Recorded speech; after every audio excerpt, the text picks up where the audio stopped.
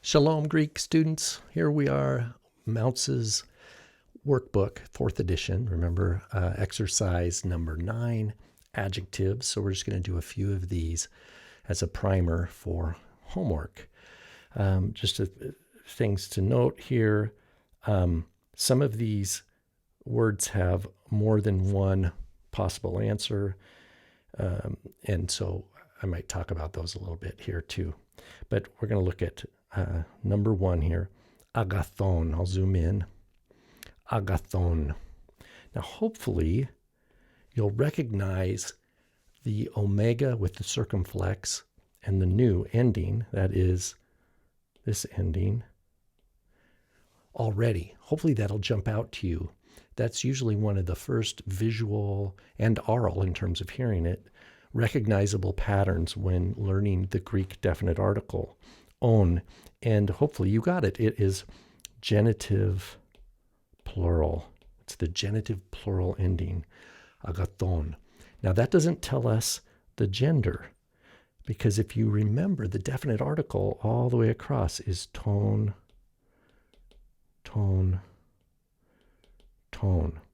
That is masculine in the second declension, feminine in the first declension, and of course neuter in the second declension. So agathon, the case, we're going to put genitive, the number is plural, and the gender, you can put M, F, N, can be all three of those. It's undetermined. The lexical form, that is going to be our nominative singular form. Agathos. Remember, smooth breathing. A smooth breathing. And of course, that is a nominative singular form. If we wanted to just for exercise do the feminine singular in the nominative, we would say what? Agathe. If we wanted to do the neuter nominative singular, agathon, like that. So there you have it. There's our, oops, I erased the wrong one. That's okay, I can rewrite it here. Agathos is good enough. If you want, you could do /eta for the feminine and /on like that for the neuter if you like. Let's see here. The inflected meaning then is of good, because of is it capturing that genitive, of good things. If we're thinking substantively, of good things, of good tidings, of good people, right? It could be any number of those things. You could just say of good ones, something like that. Let's see here. Is there anything else? Let's do another one. I know normally I like to do just number 1, but let's do number 2 here. Pistas. This is an important word, pistas. And again, that alpha sigma has only one parallel in the definite article chart. Remember, if you go back to chapter 7 and you've memorized or have been working on memorizing the full paradigm of the definite article and the second and first declension noun patterns, pistas is hopefully from the vocab you know, means faithful. The basic word pistos is faithful. It's an adjective, just like agathos is an adjective. And the alpha sigma should tell you it's probably not second declension. It's probably not masculine or neuter. The alpha sigma, it's feminine. So that's feminine. Then the case. Well, if you remember, if I just go like this and find some place and we sketch out the definite article, feminine definite article, we have he, right? That's my nominative. Then we have tes. Then we have te, right? That's our dative. Then we have our accusative, tain, like that. Then we go to our plurals. I'll just do them over here. Hi, tone. That's the one same all the way across for the masculine and the neuter along with the feminine tone. Then we have tais, like this. And then finally, tas. Well, which one of these looks like what we see with pistas is tas, and that is the accusative plural feminine. Accusative plural feminine. That's all it can be. So I'm going to zoom back out now, go up here, and we'll fill out number 2, pistas. It is accusative plural feminine. Lexical form, as we already talked about, pistos, like that. Faithful. And so with the accusative plural, you could just say faithful ones. And I know it's difficult to translate it with an accusative when you don't have a preposition to go with it or a verb. No, don't worry about it. The main point is you get the inflected meaning, and when your inflected meaning can capture, most often with the genitive or dative, you can capture that in the translation. Okay, let's look at warm up now. Okay. Oh, good. We did some pistos already. Let me erase that. So here we have warm up number alpha. Hapistos doulos. Hapistos doulos. Well, what we recognize here is we have a definite article and a noun, the servant. So this is the servant. And then we have our adjective in the middle here, which is faithful. Now, if we know ha is nominative, the word for servant, doulos, is also nominative. Therefore, our adjective has to agree in number and gender and case. And here, pistos, certainly, these are all nominative case, and they are all masculine singular. So that gives us a good phrase here, the faithful servant. Now, one thing that Mounce teaches us here is that we call this an attributive use of the adjective. The main noun is doulos, servant or slave, and we are using another word to describe that word, a modifier. It's what we call an attribute. And so the use of pistos here is called attributive. It's attributing something to the doulos. Well, we have first attributive position, and then we have in Greek second attributive position. I'm using shorthand here. You probably don't want to read my sloppy writing anyway. First attributive position and second attributive position. What we see here is first. It's just like English. The faithful servant. The blue car. The fast machine, right? Anything like that. The hot day.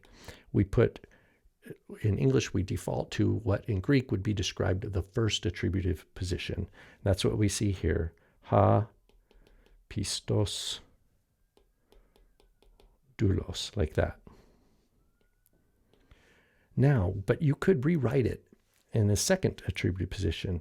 You could say, the noun first with the definite article, ha doulos, then you double up and use another definite article, ha doulos ho pistos. Ha doulos hapistos. They both translate to the faithful servant. Here we just say the servant, the faithful one. The servant, the faithful one. So that is called second attributive position, whereas what we see in our example here is first attributive position. They both will translate into English the same way. Hapistos doulos, first attributive, the faithful servant, or hadoulos, hapistos, that is the servant, the faithful one. We still bring that into English as the faithful servant. And Hebrew follows this second attributive position as what's normal in Hebrew. For example, if I want to say the good man, first of all, Hebrew, you don't separate the definite article, but you would say, ha'ish, right? Ha'ish, ha-tov, like this. Ha'ish hatov, the man, the good one. Ha'ish hatov, it means the good man, where we have in English definite article, we have our attribute, our attributive adjective, and then our main noun. So, okay, enough of a little bit of side note there with the Hebrew. Now let's look at our page 24 translation exercise. We'll just do number 1 here, if my screen will agree with me. See, I want to zoom it back. There we go. So it says, hologos, hologos. Then ... That means Mounce is taking a passage from Scripture and then just making it manageable for our level of Greek here. Hologos, krine, and krine it says is he, she, or it will judge. So krinao is the verb, or krino, to judge, and krine means he, she, or it will judge. So we have to look back to our nominative case. We see hologos, that's in the nominative, isn't it? The word. And it is masculine. Therefore, I know that it's not she or it, because we have agreement between he and hologos. That doesn't mean I have to use the word he in the English translation. I just am going to say the word will judge. I don't need to say the word he will judge. All this is establishing here is agreement. And then we have world will judge what? Auton, auton. Well, if you remember autos, autos,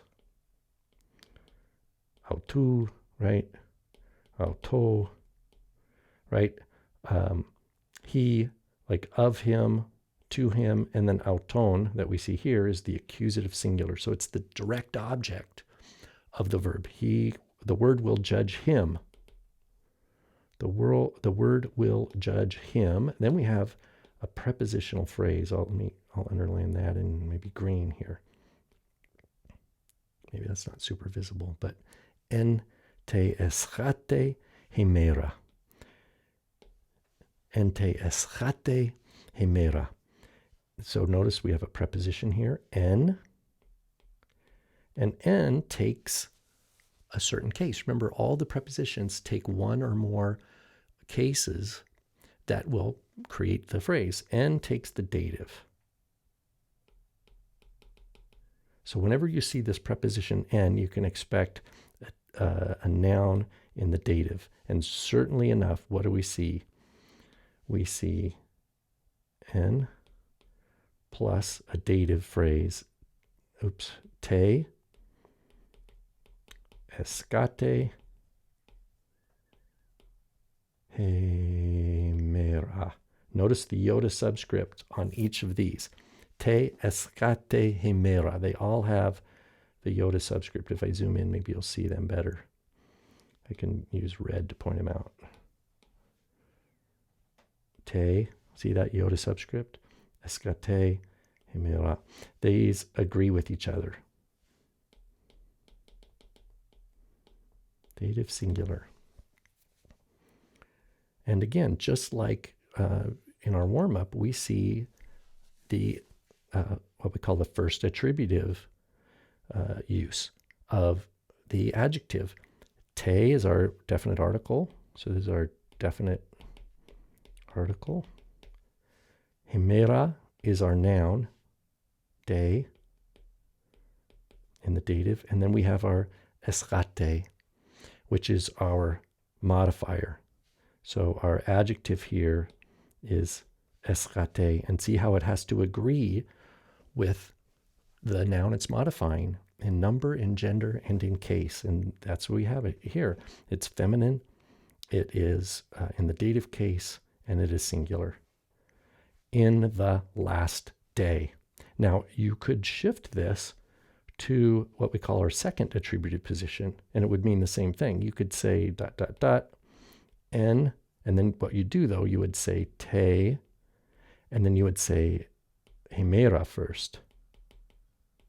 In temera, and then you would say te, because with the second preposition, remember we repeat the article.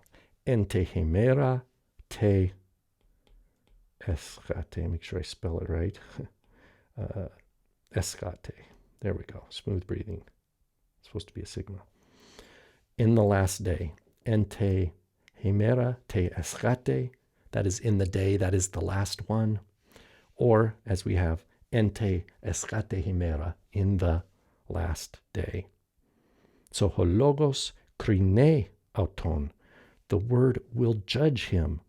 En te eschate hemera, in the last day. All right, this is more homework prep for Basics of Biblical Greek by Bill Mounce, 4th edition. Hope this is helpful. Be sure to send me any questions you have. You can email me, or we can talk about it in our live class. All right, shalom.